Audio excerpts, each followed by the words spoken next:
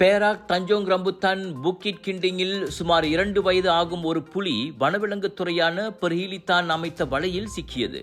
சில வாரங்களாக புலி நடமாட்டம் குறித்தும் மாடுகள் தாக்கப்படுவதாகவும் அப்பகுதி மக்களிடமிருந்து புகார்கள் கிடைத்து வந்தன. இதையடுத்து அவ்விடத்தில் வலை மற்றும் கண்காணிப்பு கேமராக்கள் பொருத்தப்பட்டன.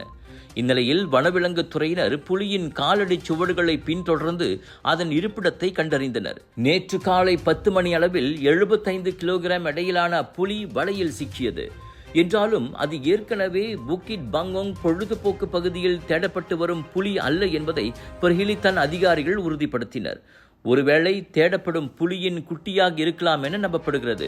இந்நிலையில் பிடிக்கப்பட்ட புலி உடல்நலப் பிரச்சனை ஏதுமின்றி பாதுகாப்பாக இருப்பதை உறுதி செய்ய வனவிலங்கு சரணாலயத்துக்கு கொண்டு செல்லப்பட்டு பரிசோதனை செய்யப்படும். புலி சிக்கியுள்ள போதும் அப்பகுதி மக்கள் தொடர்ந்து எச்சரிக்கையுடன் இருக்கவும் அருகிலுள்ள காடுகளுக்குள் செல்லாமல் இருக்கவும் அதிகாரிகள் அறிவுறுத்தியுள்ளனர்.